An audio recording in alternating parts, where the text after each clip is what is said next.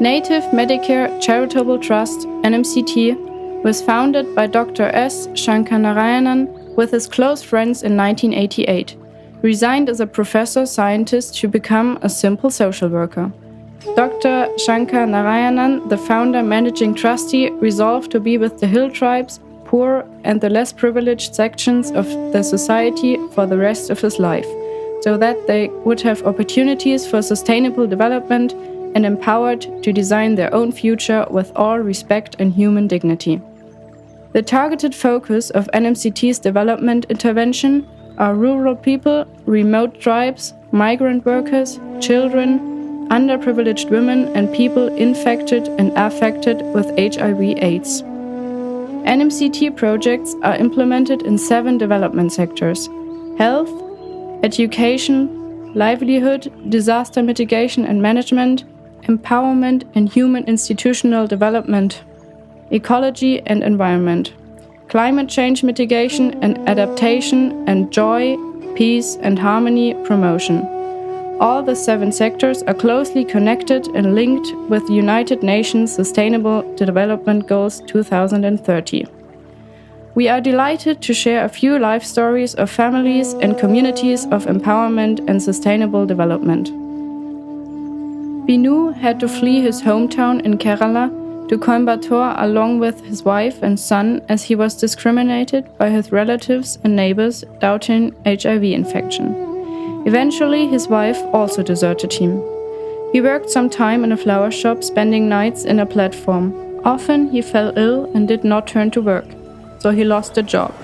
Then he worked in a construction company and stayed along with migrant workers from Bihar, Odisha, Jharkhand.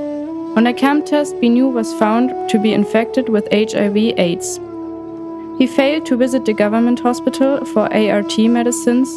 He was affected with opportunistic infections, disease, with rashes, skin allergies, and warts all over his body. He was thrown out from the construction company.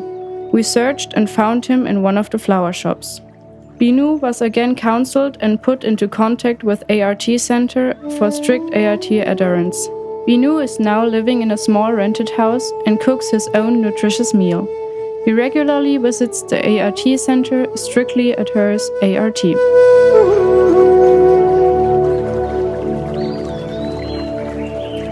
Sumitra Vishnushri are good friends studying in Kumarapalayam Panchayat Union Middle School with 150 children, where girl children are more than boys. The free sanitary napkins available and the electric incinerator newly installed in the school as per COVID-19 protocol have relieved Sumitra and Vishnushri and all the girl children from absenting themselves during their menstruation period. Sumitra and Vishnushri are the leaders of Children Parliament. The Children Parliament has 25 members. It monitors proper use of toilets, hand wash platforms, maintenance of incinerator, cleanliness of drinking water pipes.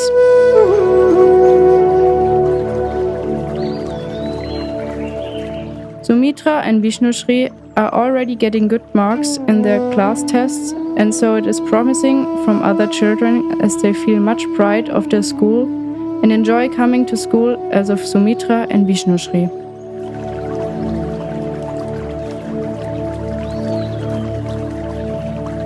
Sundaram, a tribal farmer, was finding it very difficult to support his family of 6 members, including his old-age parents.